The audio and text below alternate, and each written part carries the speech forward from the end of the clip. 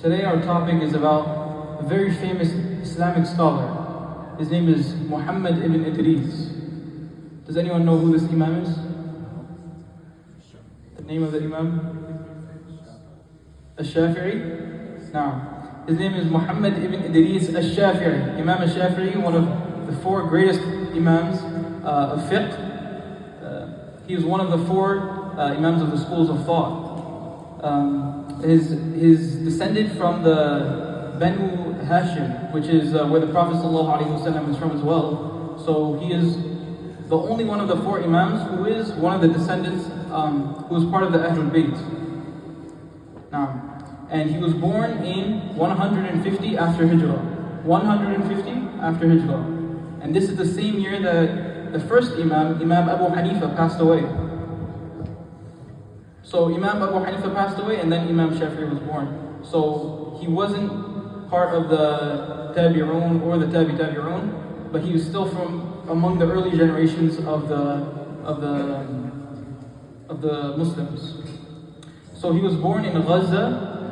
And shortly after he was born in Gaza, his father passed away, which left only his mother to raise him. And so his mother, she was very poor. So after 2 years, she decided to move to Mecca in search of better education for her son, Imam al-Shafi'i. And if you notice, there's something about all the Imams of Islam. You notice that Imam Abu Hanifa, Imam Malik, and Imam al-Shafi'i, the only reason that they became as great as they were is because when they were very little, their mothers forced them to go into studying Islam. They noticed that they're very sharp, their intellect is amazing, so they made them go into Islam, and that's why they reached the prestigious rank that they reached. So his mother made him go to Mecca, and she made him start studying with the scholars. But the issue was that they were very poor. He couldn't even afford paper or a pen to write with. So they used to look around the town, and they used to find bones and leaves of the trees to write on. And Imam Shafi'i, he didn't have a pen, so he used to use his saliva to write on the bones and the leaves when he sat in the circles of the scholars in Mecca. And the main scholar that he studied with in Mecca was named Muslim ibn Khalid al-Zanji. Muslim ibn Khalid al-Zanji. And he was the Mufti of Mecca at the time, which means he was very knowledgeable. And Imam Shafi'i used to sit in his circle and study and learn from him for years. He finished memorizing the Quran when he was around the age of 9. And then after this, he used to study with the Mufti of Mecca for some time. And he mastered the fiqh and the Arabic and the hadith so quickly, such that he surpassed students who were many years older than him. And even sometimes when the Mufti was not able to come when he was sick, he used to teach when he was only 11 or 12 years old, the other students who were much older than him. And this showed the rank that he reached. And by the age of 15 years old, the Mufti of Mecca gave him ijazah to teach and give fatawa, which means he was a Mufti. He was a Mufti at the age of 15. And after this, the Mufti said, "There's nothing more you can learn from me. You have surpassed me in knowledge.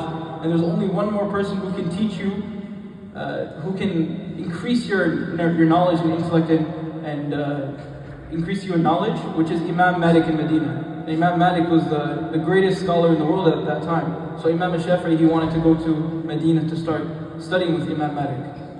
And because of this, he knew the book of the hadith that Imam Malik had, which was al-Muwatta. So before he went to Medina, he said, "I'm going to memorize al-Muwatta." So he memorized the entire Muwatta, which is thousands of hadith, and he memorized it. And during this time as well, his mother sent him to Bedouin tribes, which were out in the deserts, away from all the other people, so that he could master his Arabic. Because the language of Arabic is the language of the Quran, of the Ahadith, and if you master it, you can extract many details out of the Quranic ayat. And because of this, his mother wanted him to learn from the source of Arabic, which was the Bedouins. They had pure Fusha Arabic. There's no one who's better than them in Arabic, so he studied with them for years and learned how they talked and how the different rules of Arabic. Before the rules were formed, he just learned it from the source. Then the Mufti of Mecca told the governor of Mecca to give him a letter to tell Imam Malik to teach him. Because Imam Malik is very famous, he doesn't just teach anyone, especially such a young boy. So then Imam Shafi'i took the letter, he went to Medina, and he went to the house of Imam Malik. And then he knocked on the door. He knocked on the door, and then he met with Imam Malik. And he said, I have a letter that says I am in need of knowledge. So can you teach me? Imam Malik didn't even want to read the letter. He said, what is this? We're bringing politics in order to have other people learn knowledge. And he didn't think that the boy, Imam al-Shafi, knew that much or was knowledgeable. He just thought he got a recommendation from the governor so that he could, maybe it was somewhat like a friend of the governor, right? But then Imam al-Shafi said, my name is Muhammad ibn Idris al-Shafi'i. And Imam Malik, he had a quality called firasa, which means he could tell attributes about a person. So he said, I see that you are going to become a great scholar in the future. And then he said, come back to me when you finish memorizing the Quran. And then Imam Shafi'i said, I already finished memorizing the Quran. He said, okay, memorize the Muwatta and then come back. And Imam Shafi'i said, I memorized the Muwatta as well. So then Imam Malik sat down and he said, start reading the Muwatta to me. So he started reading it to him and they started studying with each other. And then when Imam Shafi'i paused because maybe to have a break or it's because they spent long hours, Imam Malik said, keep going, because Imam al-Shafi'i, he had pure Arabic, it flowed so well and he recited so beautifully. Imam Malik wanted him to keep reciting. And this is how Imam al-Shafi'i became Imam Malik's student. So for the next few years, like around 9 years, Imam Shafi'i studied with Imam Malik and they used to practice with each other. Even though Imam Malik was had such a high status, the greatest scholar at that time, Imam Shafi'i was able to debate with him or discuss with him issues and bring other points to challenge him. And they used to have competitions. They used to see a person in the street and they used to guess attributes about that person, because both of them had the attribute that I talked about called firasa, which means they could tell certain things about a person. So they used to say, oh, this man, I think he has four daughters. And then they came to him, and then the man came to them, and then they used to see who was right. Which shows like what high intellect they had. They were blessed by Allah to have special knowledge. They knew so much. But unfortunately, in 179 after Hijrah, Imam Malik passed away. So Imam Shafi'i lost his teacher. But he learned so much from Imam Malik during this time. And then from this, he started passing on Imam Malik's knowledge to other students that he started teaching as well. And then a few years later, he moved to Baghdad, which was the center of knowledge at that time, which was in Iraq, Baghdad. And he started discussing with a man named Muhammad ibn al-Hasan al-Shaybani. Muhammad ibn al-Hasan al-Shaybani. And if you know your scholars, then Muhammad ibn al-Hasan al-Shaybani is the greatest scholar, the greatest student of Abu Hanifa. Imam Abu Hanifa's greatest student was Imam al-Shaybani. So Imam al-Shafi'i started studying with him as well. And he began debating with him and shifting some of his positions. Before, almost all of his views agreed with, he only had a few views that differed from Imam Malik. But now he started thinking by himself and formulating his own opinions to overcome the reasons or the arguments that Imam al-Shaybani presented. So for 15 years, they discussed and debated and studied with each other until Imam al-Shafi became a great scholar.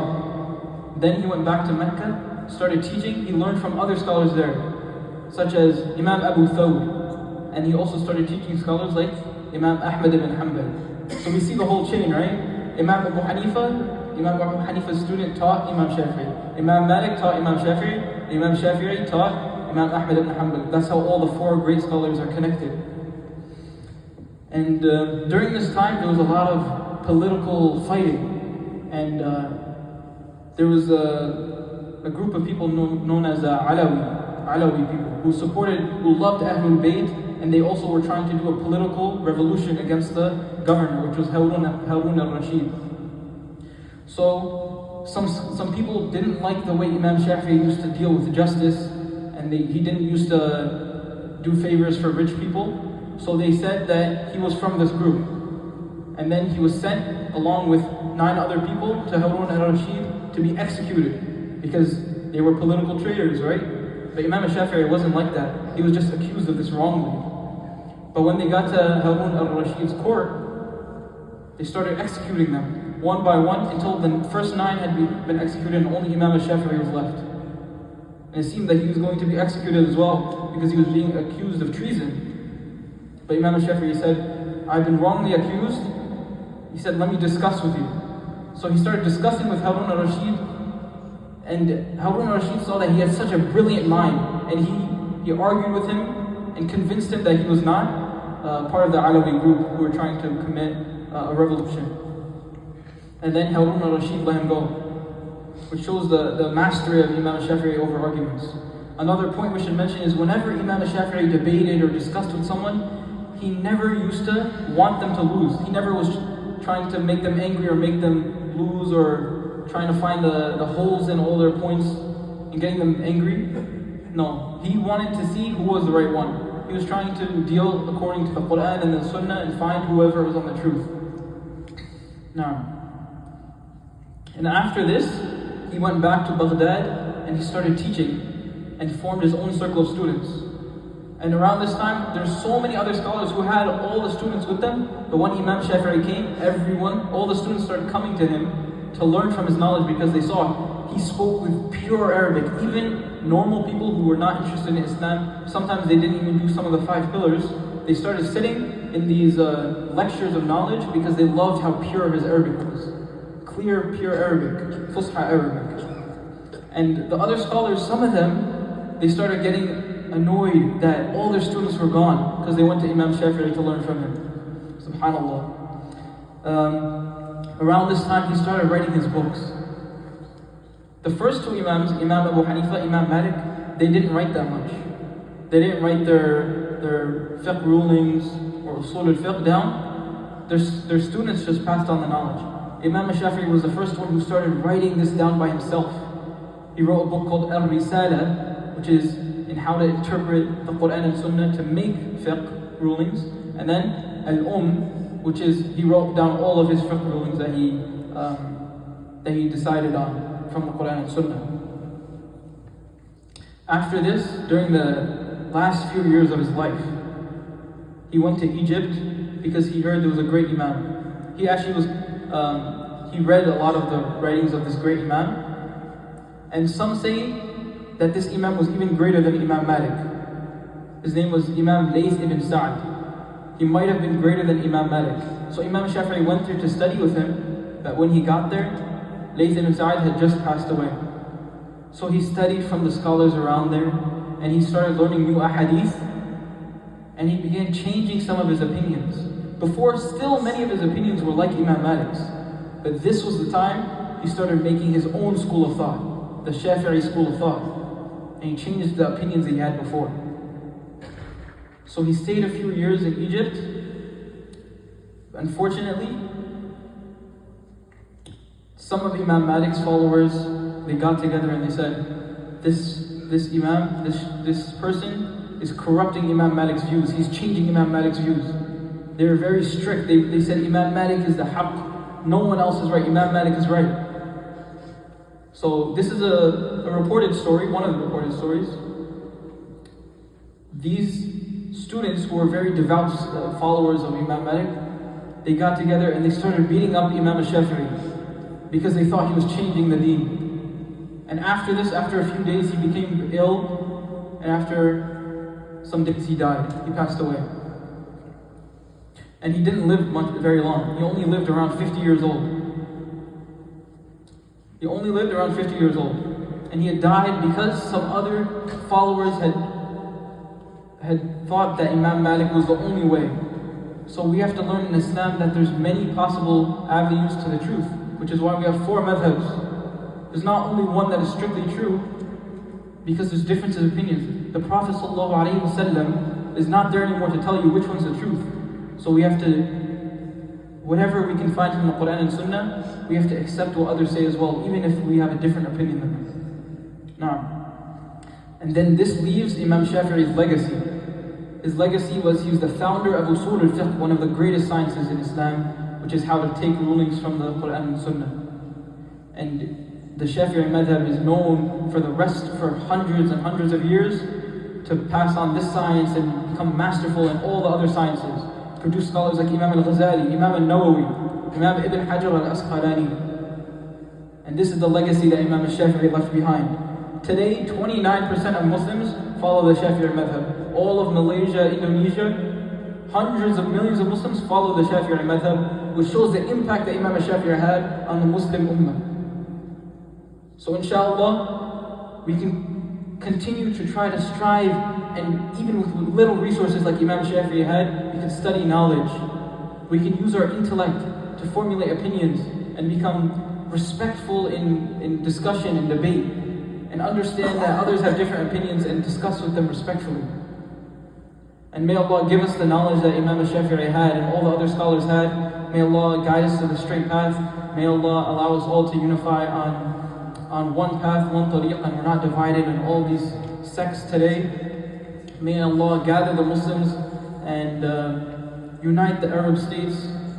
Allahumma ameen. سبحانك اللهم وبحمدك نشهد أن لا إله إلا أنت نستغفرك ونتوب إليك.